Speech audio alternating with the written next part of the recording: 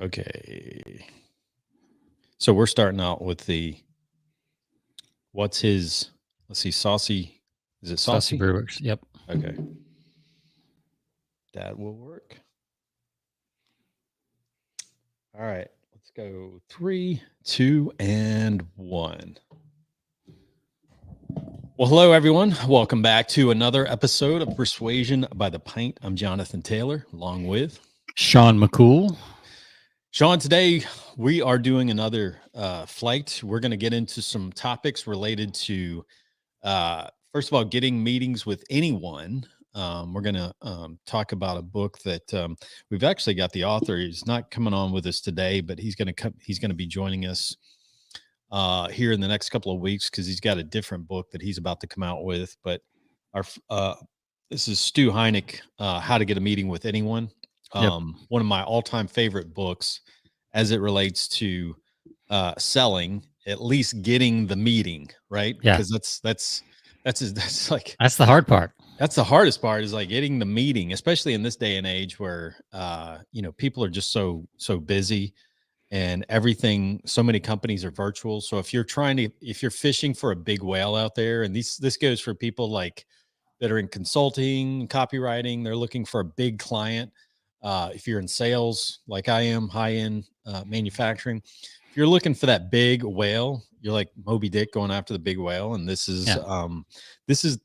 the things that you have to do to get them. And otherwise, forget about it, because this allows you to bypass all of the gatekeepers that stand in between you and the big fish. So, yeah, I like it. All right. Then we'll be talking about some commitment and consistency, how to use that to, and a little bit of reframing to when you're asking questions to people. This is face-to-face selling again. And then you've got some things too that you're going to be sharing. Yeah, we may go deeper into this book in the future, but yes. One of the 7 triggers. This is the books. I've got the book 7 Triggers to Yes, which I thought we had covered on this in our 258 episodes, but apparently we had not.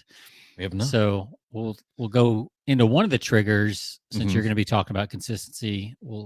That's one of the triggers. So we'll get a little sneak peek, and then maybe we'll dive deeper in the future. Okay. But until then, it's time for some brewskis from the great state of Ohio. All right. Trying to be nice. So that was a joke on April Fool's, right? Yeah, April Fool's. Yeah. Oh man, I had my other. What happened? I saw Mr. T. Yeah, I've got a meme that I threw up on. Well, they're not in the same window, so I couldn't keep them in the same. I gotcha. Can't share 2 windows at once. Yeah, I found this meme a couple of years back, and I use it every April 1st. And it's a picture of Mr. T pointing at the cameras, and it says, "It's April Fools." That's perfect. It's like I could just hear him saying that too. Yeah, just like a good dad joke. April Fools. We'll talk. Actually, I've got a couple April Fools things that I want to. There you go. I've got a couple April Fools things we can share as well. So we got a lot to cover. So let's start drinking and talking. So this is our beverage of the week. It is from Saucy Brewworks. It's called What's His Nuts. It is so it's interesting. On the picture, it says vanilla stout with peanut butter and coffee. On the can, it says peanut butter vanilla coffee stout. So I'm not sure which is which, if it's a vanilla stout with peanut butter and coffee, or if it's a peanut butter coffee vanilla stout. I don't know which it is. Well, you can smell the peanut butter, that's for sure. Ooh, boy, howdy. That hits you right there. Yeah, I like it. If you don't like peanut butter, you may not like it. This should be a Reese's cup in a glass. I don't know where the vanilla comes in. That'll be interesting to see how the vanilla stout plays in. So let's see. Vanilla stout with peanut butter and coffee, vanilla stout with Madagascar vanilla, peanut butter, and Honduran coffee. And 7.5% ABV. And check this out. They have a matching coffee. Ooh. So you can drink this all night, get up in the morning, never skip a beat, and have the same flavored coffee in the morning. Wow. So, or you can do the opposite. You can have the coffee all night if you got an all nighter, and then Not a knock bad back. price on the coffee either. I mean, Yeah, it's really not with, $10.99.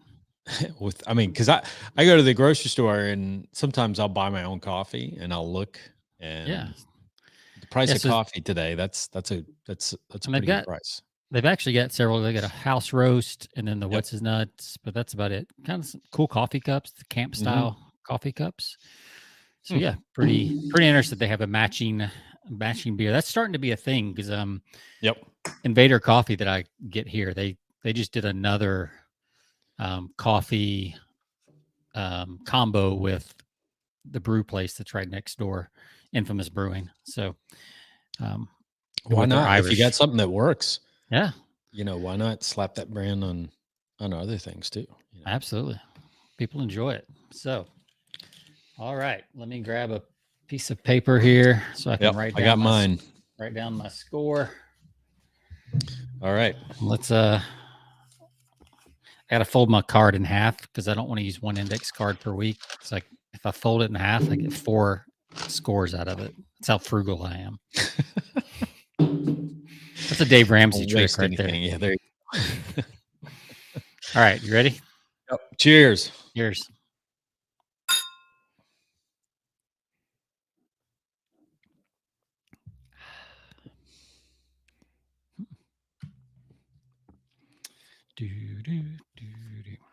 Oh man,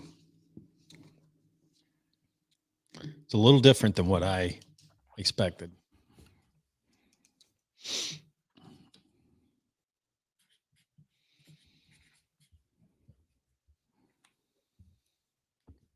All righty.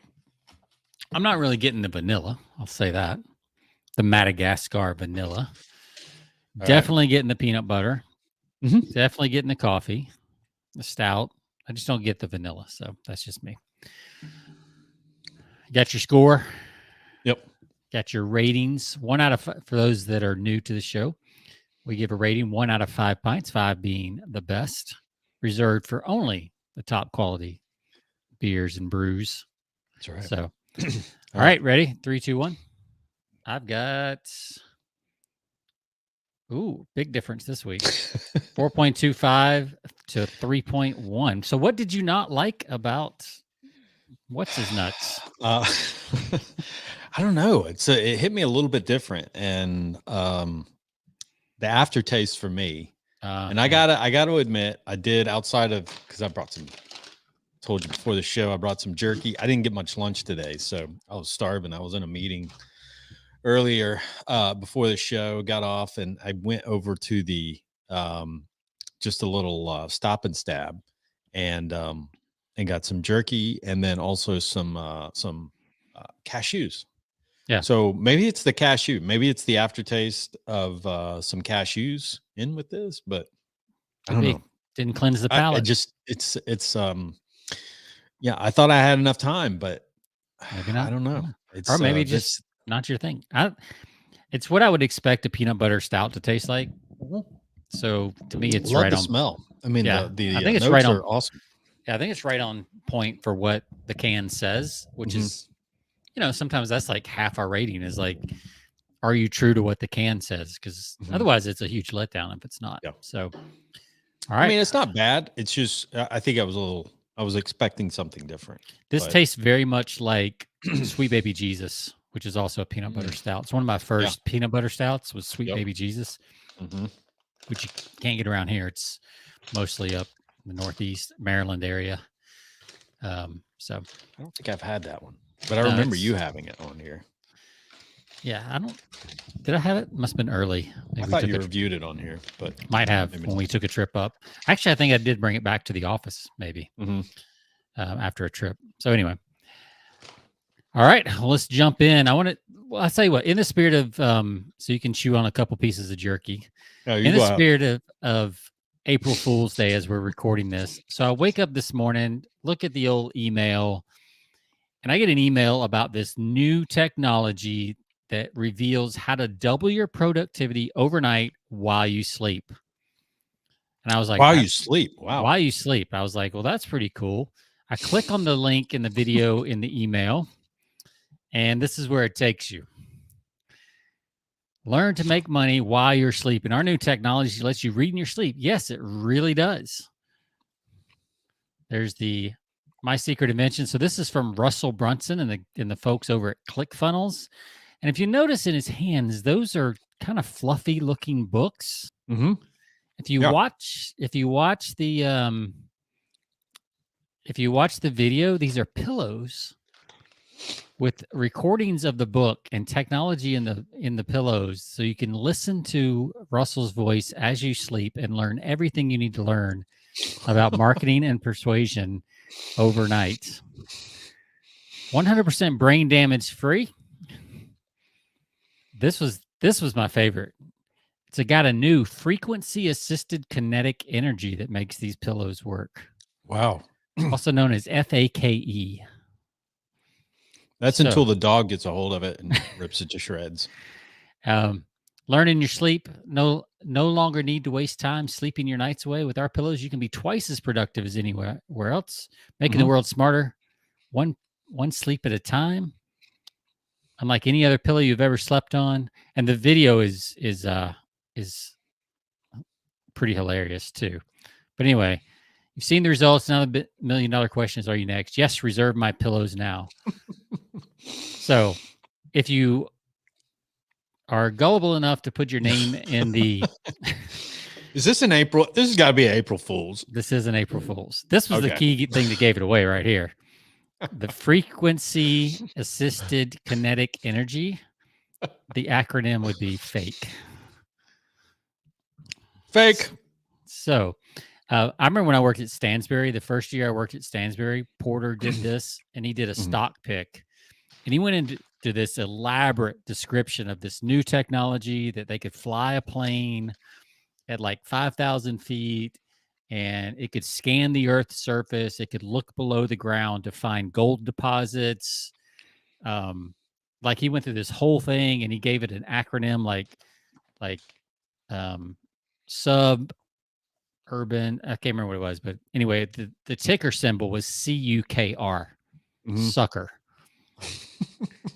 And I remember customer service had thousands of calls wanting to know why they couldn't find SUKR in their brokerage account, because all these people were trying to buy it. So that was funny. But smart. Anyway, back to the this is what happens if you put your name in. I was like, all right, I got to see where he's going with this. It's funny. I like companies that are willing to do that and not take themselves so seriously. And it says, your pre-order is now complete. Kind of. All right, I know what you're thinking. This would be amazing. Unfortunately, we're still working out this few bugs with the General Shock technology. So you have to watch the video to see that. So for those who don't want to wait for the launch of these pillows, feel free to go and grab a copy of the actual box set.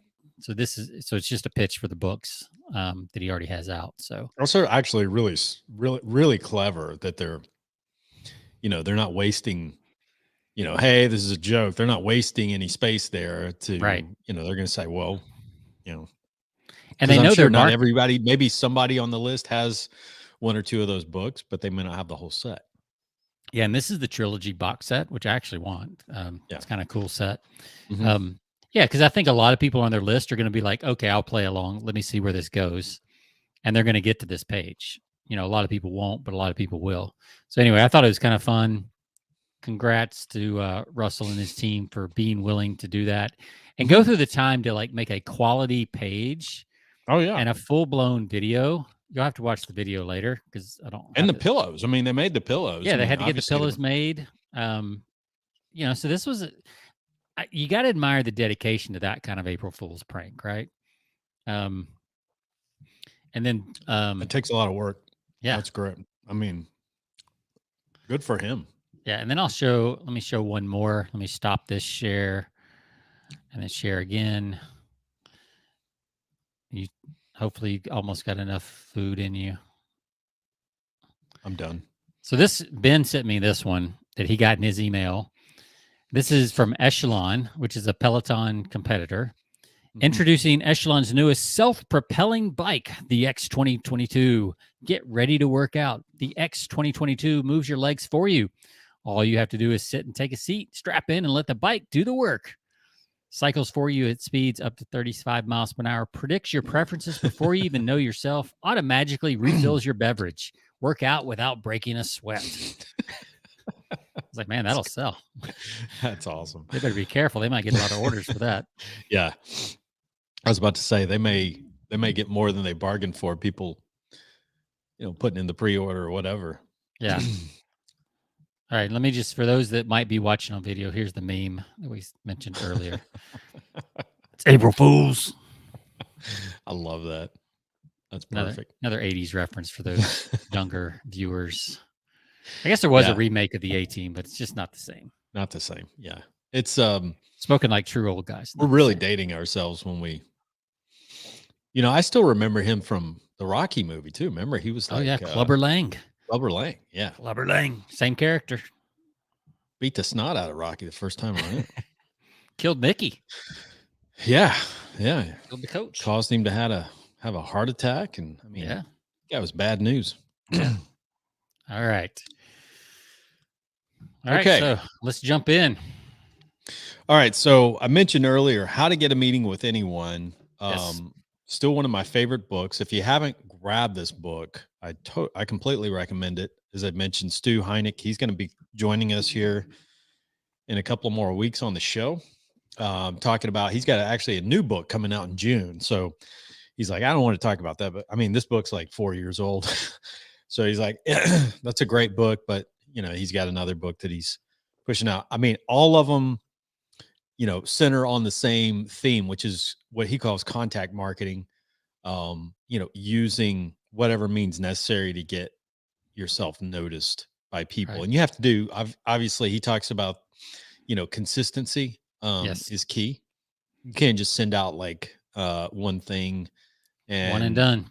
Yeah. And hope that that's going to be the thing that gets you noticed or get you attention. That's not how it works. You got to be consistent with this. You got to, I mean, if you've got $1 million account that's, the potential of bringing in that type of business, this is the kind of thing that you want to create some kind of consistency, some type of campaign around that you can create. So, so I like to do that. I mentioned in the past, one of the things that I love is send out cards, sendoutcards.com. I know there's a lot of things out there nowadays to do online greeting cards that you can send out on a regular basis. What I like about send out cards is, first of all, I've been a user of it for the last 15 years. It seems like forever. But you can create campaigns. So I have all of these campaigns that I've done over time. You can set up your own campaigns. You can automate it. You can have them sent out, like you can schedule them to send out every 2 weeks, every month, every other month, and they'll just go out like clockwork. So you don't have to like be setting reminders to yourself to send such and such a card. Now on some of these high end, what you want to put some thought into it. You obviously want to get their attention. So it's not always just a card. And sometimes I don't even like their pre-done cards. The cards that they have that are already made. What I like to do, there's an option in there that gives you, you can create your own card, right? You can make your own card. So the ones they have, like you're showing right there, Sean, that says sending all the good vibes directly to you. Those are okay and everything, but I like to do something completely creative to get their attention. So and I imagine you could go in Canva and upload your own or something like that. Absolutely. Yeah. So I'm not much of a I used to love to doodle and draw when I was younger, but I'm not much of a cartoon. I know Stu, that's where he gets, he talks about in his book. These are definitely tend to be a little on the feminine side if you were to go with the stock cards. Exactly. So you definitely want to, but I think, that's a good marketing lesson. You mentioned that your campaigns are saved in there. Mm-hmm. That alone is a great marketing tip from Send Out Cards about being sticky as a software service. It is. Yeah. Because absolutely for them, that's brilliant on their part, because if you ever quit using their service, you've got all that work, all those campaigns, all of those contacts, they basically you've got a Rolodex that you've created all of these contacts in there. Yep. And So you're absolutely right. You're going to stick with it for a long time. That was really smart on their part, because once you're in there, you're going to stay on board. Yeah. So what I started doing, I looked at some ways to create like unique things to get people's attention. And so one of the things that I found is a company called Cartoon Stock, where you can literally license. I don't know, Sean, have you ever used this before? I'm not. You can buy cartoons, and you can license them to use in your marketing. Stu talks about this in his book, because that's, being a cartoonist. He does a lot of custom stuff. He's done a lot of custom stuff for his clients in the past. But here's what's cool is, here's the site. Sean's got it up, cartoonstock.com. So what I can do, here's the crazy thing. You can find cartoons for anything, and you can search by keywords. So if Okay. if I've got my target prospect that I'm trying to get a meeting with, if I know he's a golfer, type in golf, Sean. So I can send him and just hit the there you go. So you get like all of these cartoons. I'm currently ranked. Oh, let's see, what was that one? I'm currently ranked 104,000. No, 104 millionth Yeah. in the world. So if you want that, you can click on one of those, and you can, I mean, they've got a ton of them. Any category you go to, you can find one that you like that's kind of clever. And I always like to find one that that really fits maybe the kind of person that I think that guy is, if I know he's got a sense of humor. Or we played golf in the past, depending on, the scenario. I look for the right cartoon. Once you click on it, you can buy the license to it. It's like $20. So did you say that one? Yeah. Just water for me. I'm a designated driver.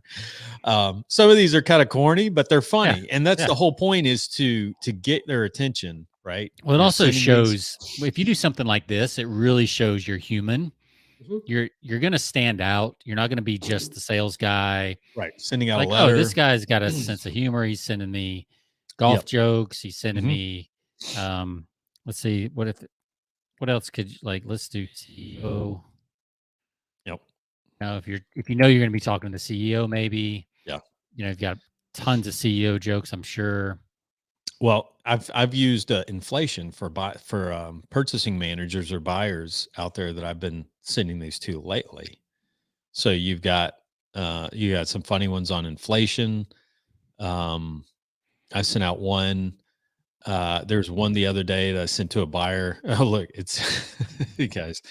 One that says it's a cartoon with a guy. It's like a $50,000 sale sign on the yard.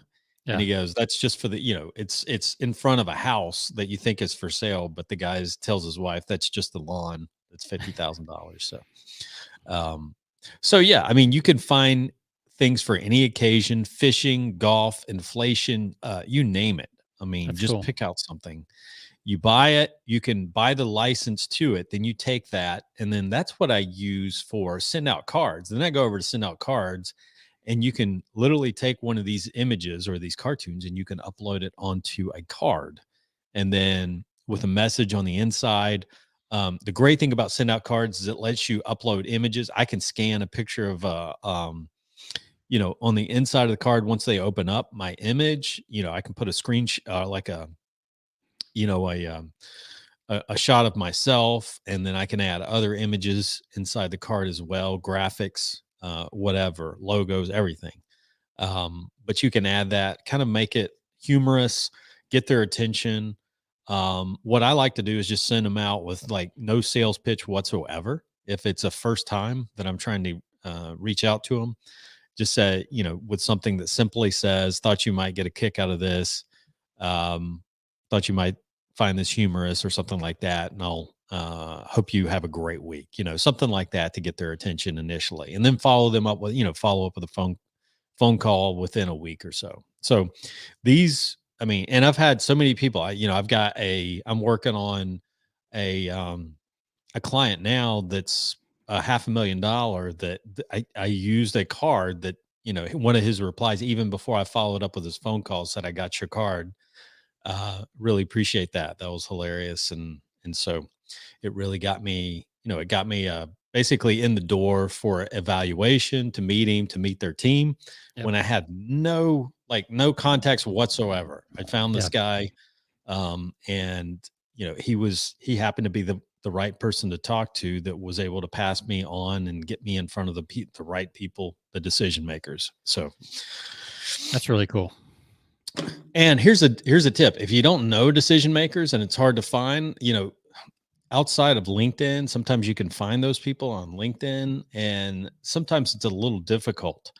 But like you said, like sending stuff like this helps. You can also find there's a software I use called Zoom Info, that you can get a trial version if you like it. I think they have you can set up like a package for your company. I think it's a monthly fee, but it's not super expensive. But Zoom Info, you can get a breakdown of everybody within an organization, what their title is. Again, you can also do this on LinkedIn, but sometimes people aren't on LinkedIn, or sometimes people are hiding their profiles on LinkedIn, Right. unless you're connected with them first. So if you use something like Zoom Info, you can usually they'll give you like a 15-day trial. You can play around with it. You can put in a company. It will give you the organizational structure, everybody within that company, everyone down to the purchasing person, to the vice president, to the president, um, sales manager, everybody that's got a profile within that company. You get all the information. You get their email, you'll get their phone number, their extension, everything. So, yep, there it is. You're so good with the screen. Screen share. Found my calling in life. Be a co-host. I'll be the guy that sits off camera from Joe Rogan and Yeah. finds all this stuff. Yeah, this is cool. Do you still use like Info USA or anything like that and download Yeah. lists? Or? Yeah, I used to. Well, I don't use. I used to use Reference USA or Info USA a long time ago. I started using Zoom Info more now, just because it seems like it gives me more up to date information. Yeah, that's what I was Um, wondering if Info USA was still. Looks like they've changed their name and all yep, that too. So, yep. um, Now the cool thing is, what I used to love about Info USA is I can get and you gotta understand, not all of this information is completely up to date, but it would right. typically give you. And I think you can get it with Zoom too, but typically I'm just looking for for the contacts to reach out to. But it'll give you information. It'll break down information on sales volume, what their marketing budget is, like how much they Yes, spent. Like, that's the one I used to use on Info USA. Is you can yeah, pick one of the drop downs was advertising spending.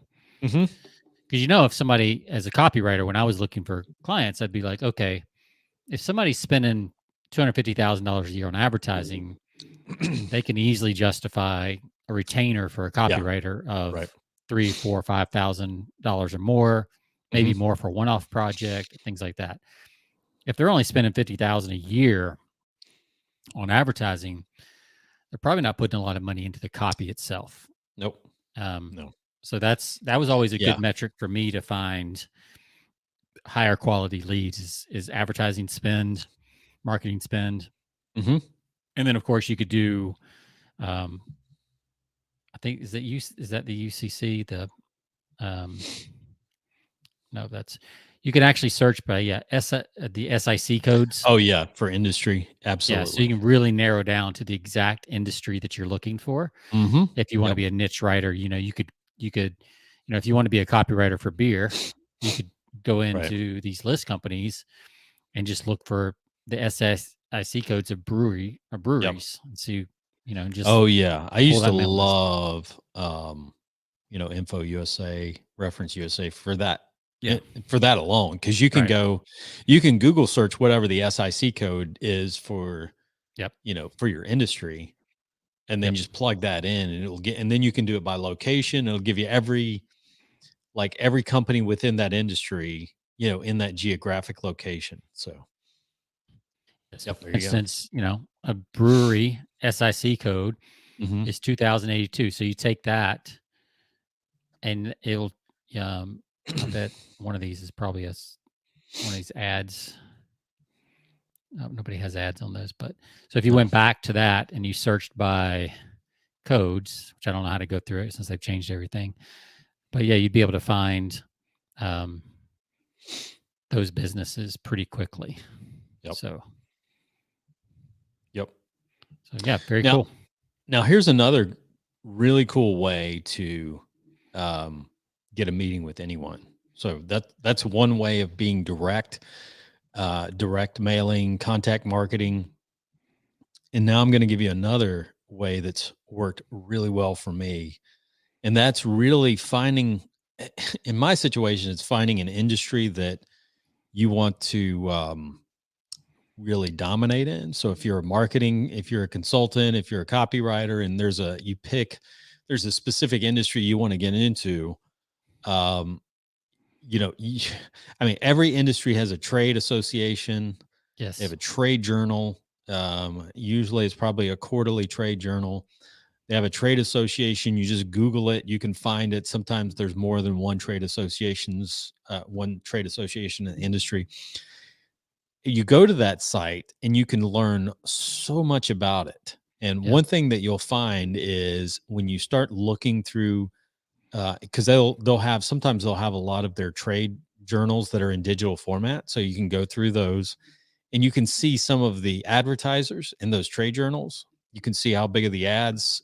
You can also read the trade journal to see if there's anybody that offers like marketing advice. If you're a marketer, if there's anybody that's like a regular writer on topics related to, marketing, if you're a financial guy, I learned this a long time ago with the guy that wrote The Millionaire Next Door. He talked about he did a series on networking with millionaires, and he talked about the financial advisor that he went to the food service industry trade show. He showed up and there people are like, why are you here? And it's like, I just want to learn this industry and be a part of it. So, you just mesh yourself into that industry and you become a part of it. And so he became, this is a guy that started writing articles for their trade journals, and anybody can do this. You just got to connect with the right people within that industry. But one of the things that I've done in this day and age that we live in the world of podcasting, where everyone has a podcast, if you want to be real strategic with a podcast, you reach out to the people, the trade association members, and you do exactly what I do. Because I have 2 industry trade shows, you pitch them on offering a podcast to the industry, right? First and foremost. And you say, I'm a podcaster. I'm a marketer. I'm a podcaster. I really think this industry, what I would like to do is to create a podcast for this industry that can really get a lot of the information out there, because the demographics are shifting. People are listening to podcasts more. I notice your industry doesn't have a podcast. Sometimes they might, but it's poorly done for the most part when you do that, when you look for it. And you say, what I want to do is promote the industry as a whole. I want to promote your industry as a whole in the podcast, and you build that relationship. And so if you start from that standpoint of like, what can I offer of value to them, promoting the industry, promoting the members of the industry. And I can tell you from my experience, these trades, they're under pressure to serve their members, right? They have to do everything they can because, they're charging membership fees for their association. So they're trying to find any and every means to offer value to their members. And if you come to them and say, listen, I'm going to make it easy for you. You guys don't have a podcast, or you guys don't have somebody that's a part of your trade association that offers this advice on marketing and direct response marketing, or have a financial advisor advising them on taxes or whatever your expertise is. They're gonna look at, you're gonna say, yeah, send us over some samples, or let us know what you think, and we're gonna have a meeting. And usually it's like, they're board members. They have board members. They have to kind of pitch this to.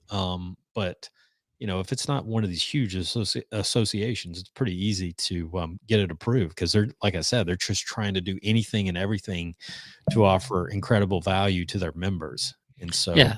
And I've talked in the past, I've done work in the granite countertop industry, and one of their publications, the industry publication is called Stone World. Yep. Goes beyond just countertops, goes with large format tile and some other stuff. Right. But yeah, this is exactly what you're talking about. You go to their site, it's got all kinds of information. You can see the latest news, but you start to see the advertisers. You see that there's events coming up that you could attend. Yep. You can see, again, who some of the biggest advertisers are, some of the contributors that are regular contributors. And then if you go down to the bottom, obviously you're going to get your menu of, different things you can find out, Yep.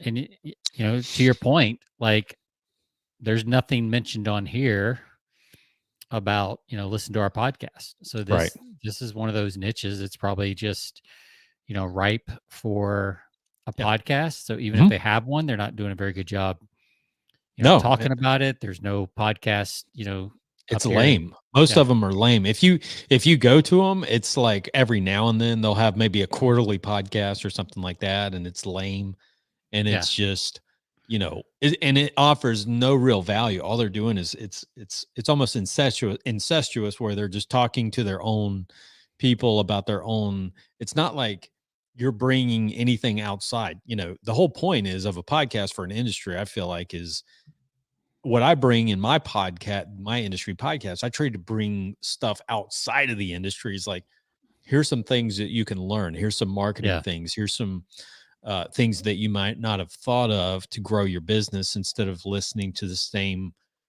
spiel of people promoting them. And they hear that all the time. They hear it at the trade shows. Why do they want to hear it on a podcast? So you got to do something different for a podcast. And so you got to present, obviously you present to the people, the members of the trade show or the trade association, the value that you can bring to them.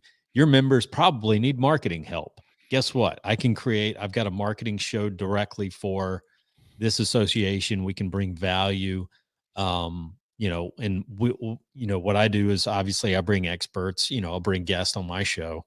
And so, I get a lot of feedback on that. Not only that, but I get sponsors from that, because, people in the industry want to be sponsors on the show. So, here's the flip side of that, is like in both of the industry podcast shows that I do, in the composites, cast polymer markets, what they do is I tell them up front, I said, whenever you have new members that become part of the association, send me their contact information. And so how does that help me? That helps me twofold. First of all, it gives me somebody that I can interview and welcome to the industry, let them get their opportunity to share their story, their company story, to the industry, welcome them aboard the association. Second, it gives me a prospect. I develop a relationship with them. I never knew them. So I've got an association literally feeding me leads on like a weekly basis. Hey, just wanted to let you know, here's a new member, so you can reach out to them. Thanks. Nice.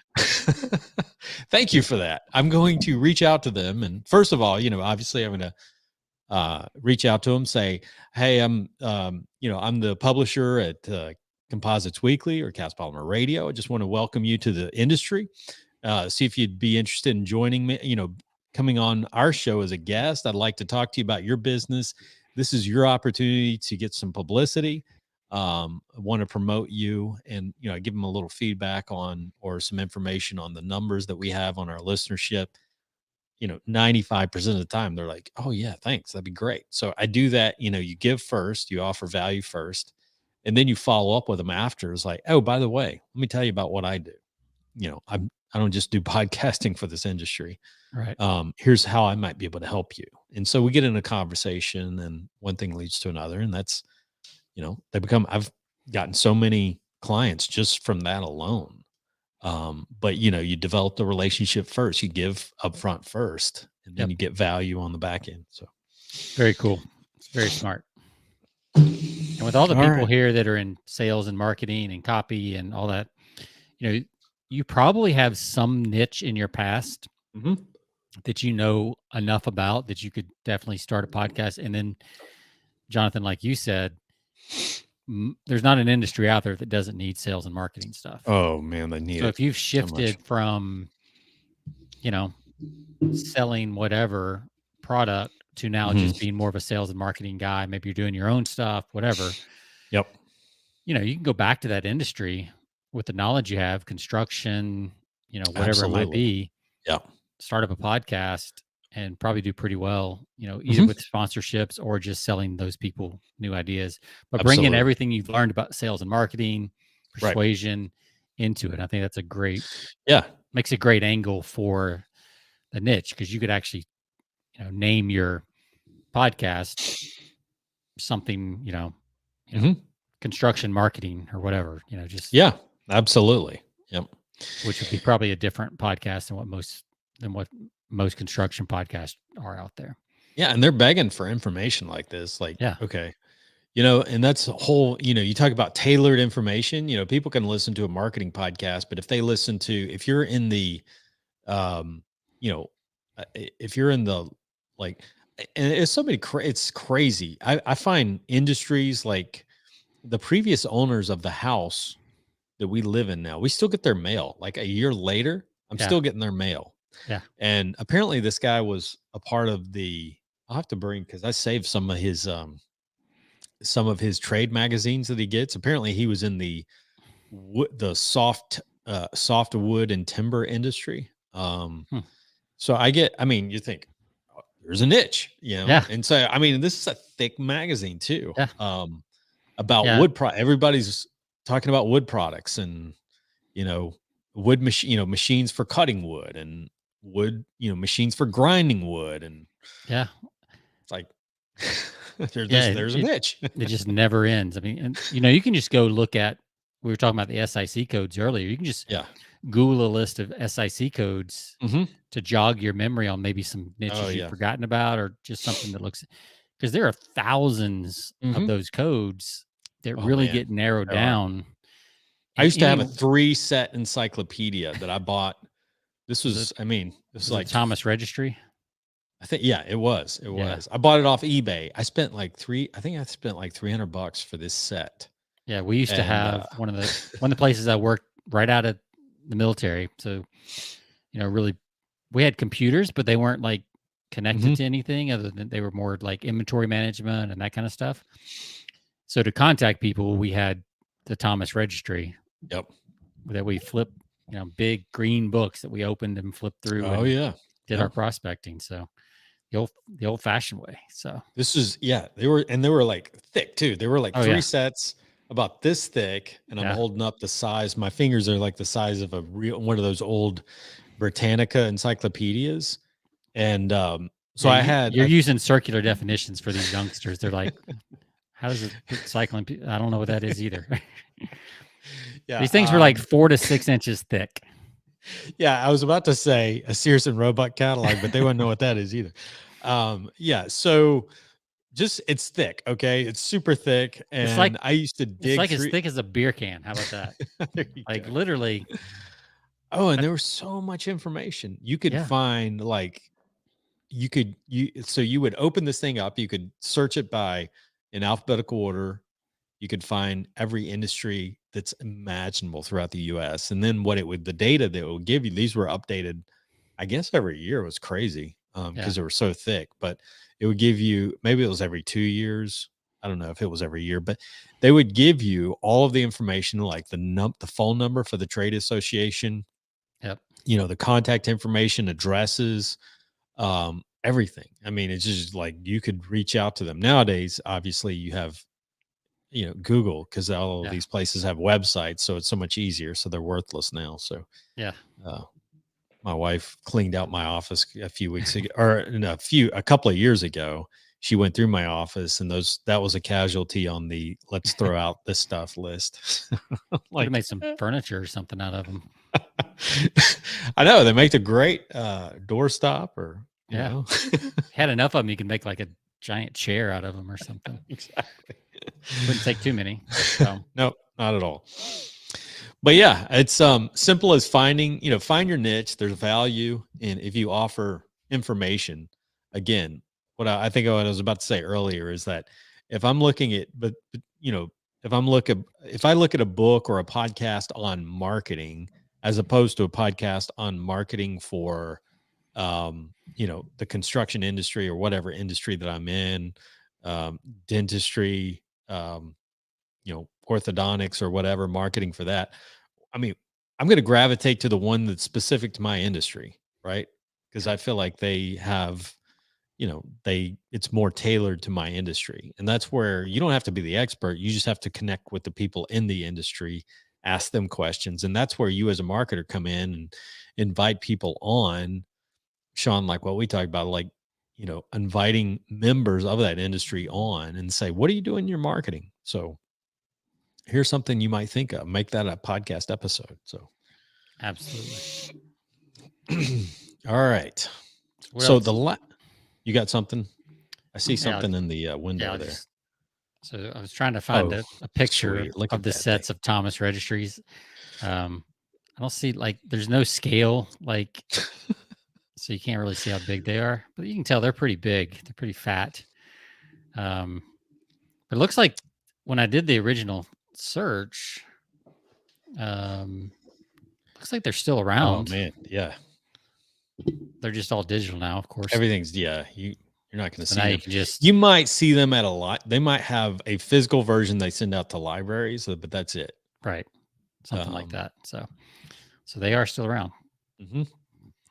And here's the key: if you're a member of a library, I learned this a long time ago, like Reference USA and those things like that. If you have a library card, a lot of times you can go to your local library without becoming a member and get a free list. Get access free just by using your library card number. So. And we have dropped some serious knowledge and opportunities on this episode. Always, man. I mean, just slinging gold like it's nothing. It's throwing out diamonds, man. Throwing out diamonds. It's crazy. What else? What other diamonds you got in your pocket over there? By the way, before you answer, yeah, has the beer gotten any better, or are you on to your second? I was about to open like another because that's just kind of that's where I am. No, I think sometimes they air out and they get. I think it did get a little better because I mean I finished it no problem. So I think it did get better over time. Cool.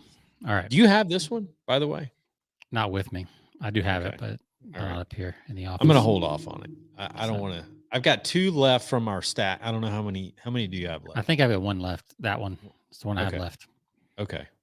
I've got this one and one other in the fridge, and then I've got to go ahead and order some more. But I'm going to see if I can find a different region of the country, or go back to that one and get more of the spring lagers and pilsners and some stuff. We still got to do our lager thing that I sent you a text about. Oh yeah. We'll have to try that on an upcoming episode. All right, so back to diamonds, scattering diamonds, throwing diamonds. Scattering diamonds. Last diamond we're going to leave you with before we wrap up today. This is from a great book that I've been reading. Obviously, it's sales oriented. The title of the book is called "Sell More with Science." Okay. So I like this because he uses a lot of there's a lot of things that he throws into here, like framing, Cialdini, like influence stuff that he throws into this.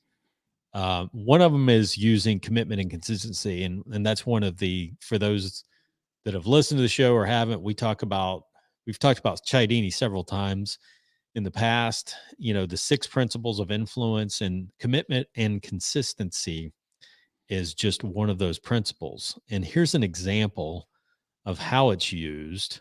And I'm looking at the copy of his book. It's called, the title of this section is called "Nudge Your Buyers into the Sale." It says, he says, a third way to take your sales process to the next level is to focus on how you present choices to buyers. Think about this: how you present choices to buyers. Sometimes in a sales presentation, or when we're face to face, we have a tendency to frame things the wrong way. So let me give you an example. So if someone offered you a free sample of a new beverage in exchange for your email address, will you do it, Sean? Probably not, actually. Yeah. Yeah. If you're like most, you probably would refuse. I mean, this day and age is like a beverage. I mean, for my email address, I'm going to get bombarded. Yeah, I don't think so. So he said that's how 67% of participants responded in an experiment by social psychologists, two social psychologists here. I'm not going to mention their names. However, when they preface the request with the question, quote, "Do you consider yourself to be somebody who is adventurous and likes to try new things?" Do you consider Sean, do you consider yourself somebody? Now, here's the problem. If you ask that to somebody and they say, no. Yeah. Because I know some Well, people. they weren't I going know to do some it people anyway. would say, no, I'm not adventurous. I don't like to try new things. Yeah. Then you might be killing yourself. But if they're not, they're probably not going to try it anyway. So you don't really lose exactly. anything. Right. Yeah. So it says, do you consider yourself to be somebody who's adventurous and likes to try new things? Now, when it's framed that way, an astonishing 75% of people agreed to give their email address in exchange for a free sample. Classic consistency. Yep. Consistent. Yeah. So that initial question, to which nearly everyone responded yes, predisposed them to want to act on what they had just affirmed. So again, people hate to be inconsistent. So if you agree, if you ask me, Sean, do you consider yourself to be somebody who's adventurous and likes to try new things? If I say yes and I do the opposite of that, that really creates some turmoil inside of me, right? I don't want to appear to be flaky or inconsistent. So when I answer that question, then I'm already primed to meet that request to move forward. It's amazing the difference between the two, how 75% when it's flipped the other way, when it's flipped by simply changing the question, 75% of people agree. So you need to think about this whenever you're asking questions. He says another experiment in their study produced similar results when they inquired whether people would contribute to a survey. Only 29% consented. No one wants to take part in a survey. Yet when they first asked them, do you consider yourself a helpful person? You consider yourself a helpful person? So I can tell you that as many times as I get like, when I call into, like I make hotel reservations or something, if I ever do that, normally I do it through the app, but if I've ever called in through Marriott and they always help me, or they change a reservation for me when I'm staying out of town, they always say, do you mind after the call, do you mind taking part in a quick survey? And I hate to say this, but sometimes I'll say sure and then hang up right after. You don't want to feel, you want them to feel, you want to be liked. I mean, that's all, right? Right. Exactly. So it puts me in a difficult situation, but they say, would you be willing? And then by the time the calls, we've taken care of what I need done, I'm like, oh man, I can't. And, then they play the music and you have to wait. And then sometimes I'll just click in the call. So I wonder if if this reminds me of like Robert Collier letter book type stuff, he had a lot of one-line phrases and things that you could add. But I wondered, like in that situation, if they, they helped you and then they asked you at the end, hey, have you found this helpful? Yeah. And you say yes. It's like, well, I wonder would you be willing to return a favor? Right. And you're like, ooh, man. Something like that. Like probably return a favor is not exactly the right wording. Yeah. Right. But Something that plays into two things, commitment and consistency, and then reciprocation, right? Because yeah, you'd be stacking that for sure. That'd be pretty powerful. So we've talked about, it was on a recent show where I mentioned my idea for like restaurants. It's instead of asking, do you want dessert? Yes or no question. You could, if you wanted to apply consistency, you could be like, hey, do you enjoy a good dessert? Yeah. People are like, yes. Oh, well, you should see our specials. Let me tell you about it. Yeah. Right. And Exactly. now they're like, oh, and if they say no, then you can still, I mean, if they say yes, do they enjoy a good dessert, but then they say no, they don't want to try one, and say, hey, well, Right. no, I could box it up for you, take it home Yep. and enjoy it at home. Mhm. Because you're using the because you like a good dessert, I could box it up for you and you could take it Right. home. Right. Nobody's going to say no to that. Very few Absolutely. people. No way. No way. And you could increase the average ticket by 10 to 15 bucks, Easily. with the price of desserts. Just by how you frame that. I Yeah. mean, it's amazing. Just by getting people to. So, do you have more on that? I want to. So I was just going to mention they define this, what they call it is the nudge, and it's like it's something that alters human behavior in a predictable way without restricting. Here's the thing, and this is the key: without restricting one's ability to make a free choice, because we all want to make free choices. We don't want to be. It's like you said before, Sean. We don't want to be. We like to buy, but we hate to be sold to. We don't want it. We want to feel like we have the free choice and the decision. So the effect on decision making is so powerful that nudges are used in everything from finance and healthcare to education and government. But that's the bottom line. When people feel like the control is back to them and they have the choice in making the decision, it's much easier for them to affirm. Yeah, I think this reminds me of a good point. Like, you have to be careful that it doesn't, whatever statement you use, whatever question you use, doesn't feel like a setup or a trap. Right. Right. Because then people are going to go the opposite direction and be like, no matter what you ask, they're going to say the opposite. Right. Because they don't want to be trapped into something. So I think there would be, like, it makes sense what he's saying in the book, but you couldn't just do these back to back. Like, you couldn't just say, do you find yourself to be an open and agreeable person? And then right away, I don't know if you could just follow that right up with that feels icky to me. Maybe it works in this day and age. Do you feel like, when you ask somebody, do you consider yourself to be, an intelligent person? Helpful person. You don't want to say, I mean, you don't want to, I mean, sometimes you can offend people, but here's an example of how you could use it in a sales situation. Here's an example. Do our strong customer service, which we've discussed, does our strong customer service, which we've discussed, and high client satisfaction rating meet your expectations concerning what you're looking for? And you could insert a lot of other things. Does the proposal that we've talked about meet your expectations and what you're looking for? So if you get them to acknowledge, and that's a great question, because if it doesn't, then you've got, some work that means you've got some work to do. I mean, you've got that, and that gets you to the bottom of, okay, what's wrong with it?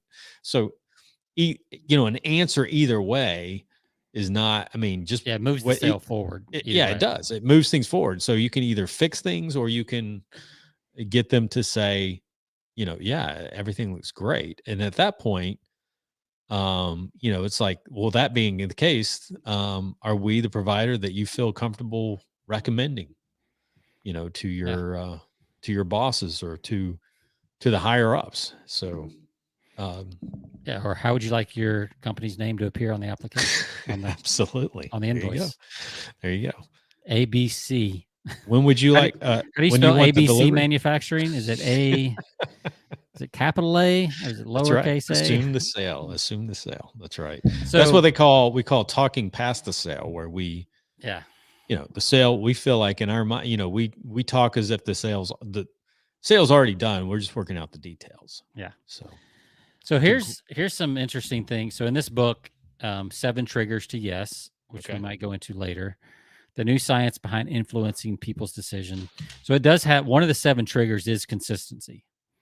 So when you told me we were talking about consistency, I pulled this off the shelf, and I had forgotten just like how many types of consistency there are. So a lot of times we think of consistency, especially if you've read Cialdini, he gives that kind of in this very like transactional type of way. Like, if they do this, then they'll probably do this also, right? So it comes across as very transactional, even the one examples you just gave.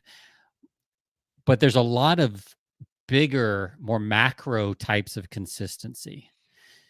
And so, for instance, in this, there's probably 15 or 20 different types of consistency that you can tap into that may not require you to say anything. But if you know this about your prospect, you can actually build consistency into your presentation because you know that they follow into one of these things. So what I'm talking, so to give you a couple of examples, are they do they make decisions in automatic or analytic mode? So decision and action modes seldom change. Consistency is virtually guaranteed. Learn which mode your partner employs and frame your presentation accordingly. Remember that most people, all of the time, and all people, most of the time, are in the automatic mode. That goes back to thinking fast and thinking slow. Right. Spending habits, affiliations with clubs or associations, social status, risk tolerance versus aversion, peer group values, political, conservative versus liberal, habits, religious leanings, self-perceptions, pride, values, education, prior decisions, prior actions, reference groups and peers, papers, articles, books, goals.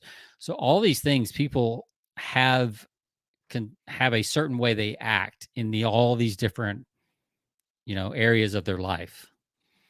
And if you can find a way to tie your product to, let's just use political because it's easy, that it leans, towards conservative or leans towards liberal, depending on the person you're talking with, you just increase the likelihood because they're going to be consistent with that belief structure. So it's not just the little one-off statements or the one-line statements that you can use for consistency. Right. It's understanding kind of these bigger macro worldviews that people have, the way they behave. Yep. We've talked to like people, do they have away from or towards behavior where are they the type of person that works towards a goal, or do they run away from problems? Right. So some people want to earn money or get rich because they want to get away from poverty. Other people want to make money and get rich because they want to move towards $1 billion or $1 million. Right. Those are two very different people, even though the action looks the same. What actually motivates them is different. Yep. And you have to know that because then you can be consistent with that. So these are just some other types of consistency. And sometimes that changes over time, Yeah, it can change over time.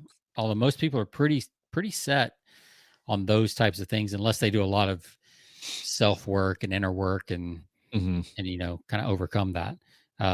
So that's just another kind of angle on consistency to be aware of, that you can be a lot more subtle about and not have to, you still want to come up with phrasing and presentation that's geared towards those things. And you do have to do a little more research. But it's, just another very powerful way to get people to be consistent with who they see themselves as, whether they realize it or not. Man, it's powerful. We're going to be talking about a book that you just got in this past week. Yes. That there's a lot of consistency going on there. And the book is True Believer. Yep. We're going to talk about that next week, but this is all about how movements are created. Yeah. Man, is it interesting. Yeah. So, and this book was written 1951. Is that right? Yeah. So this is one of those old books, classics. So yeah, I got let's see, I started reading it. I got less than a full page in and already had something to highlight. And that was just in the preface. Yeah. So I was like, oh, this is going to take a little time to kind of go through, because there's a lot of stuff in here. Oh yeah. And I was reading another book this week that I really wanted to get through. So we'll look at that next week. The True Believer. The True Believer, like you said, written in the 50s, but more relevant now today. Yeah. Than ever. Yeah. Cause it's timeless principles, right? Yeah, absolutely. It's like, some of the stuff I've shared about, that C.S. Lewis said back in the 40s, and, and I found a quote a couple weeks ago that was written at the end of World War I, and you'd swear it was written yesterday, Oh, just wow. because of Yeah. the busyness of lives and all this Mhm. stuff, and how the human mind is not really geared for all this noise. And it's like, and then you see that it's written in like 1919 or something like that. Yeah. I'm like, wow. So Yeah. this is not a new feeling we're experiencing with social media and everything else. These are timeless kind of things that, things I think are accelerating, but every generation goes through the same basic thing. Mhm. Yeah, but you're right. It feels more timely than ever, but in the 50s we had McCarthyism, we had, like there's atomic war Yeah. constantly on people's minds. Yep. Television was coming on really strong, so that was the new evil in the world. Like Yeah. there was so much stuff. It Yep. just wasn't as 24/7, or maybe it was. I mean, I don't know. I wasn't there, so There's always a boogeyman out there, yeah, you know, yeah, every decade, yep. every, And they're not going away. nope. They And just keep making more of them. that's right. That's right. And man, I tell you, I think you can learn. If I wanted to create my own cult, I think about the guy that created um, was it David um, Koresh, or no, the guy that created the Christian, is it Christian Science? I think it was a guy that Scientology. yeah, he made a bet. Oh yeah, Scientology. Yeah, it's Scientology. I don't Yeah, know why I could remember that, but literally made a bet with a guy that I could, a friend. The story is, and you always wonder if this is true or not, but the right. story is they're out fishing, and he's made a bet that he could come up with his own, basically his own religion and develop his, create a following. He's like, Yeah, all right, yeah. I think a friend of mine I can't remember who he was quoting, but maybe it was Dan Kennedy that originally said it, or John Maxwell. I know those are two very different people, but still, somebody said people are just walking around looking for somewhere to plug in their umbilical cord. That's And it's so true. It's like, that sounds like a Dan Kennedy, but where do I get my nourishment? Like, mhm. and just let me plug it in here. Yep, So, yep, like our listeners here, they're just every week they're just on edge, waiting for us to come back that's right, week after that's right. week. I know they are. So Give 'em marching orders. we appreciate all of you listeners, Yep, both of yeah, you. exactly. All right, well, that's good. Anything else, man? Before we wrap up, we're gonna giving out a lot of gold here today. This was a packed show that you might have to go back and, I mean, there's literally business ideas in here, Yep. income ideas, sales strategies, all kinds of stuff. Like, Mhm.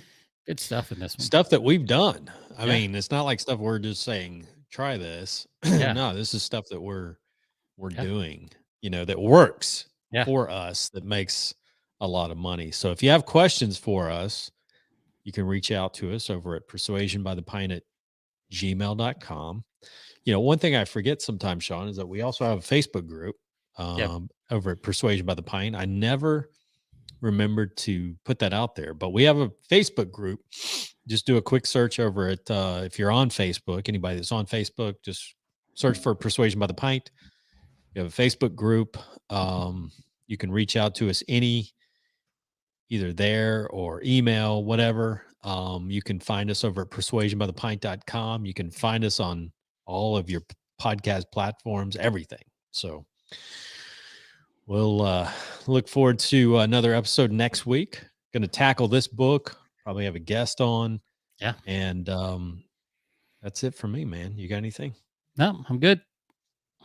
All right. Well, hope you guys have a great week. Enjoy the beautiful weekend. Sean, I don't know. What do you got in Texas there? You got It clear is 80, skies. 80 clear skies and sunny today. Beautiful. So, I it's love it. nice. Springtime Awesome. in Texas. It'll be 105 pretty soon.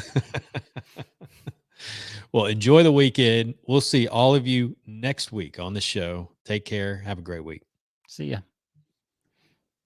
All right.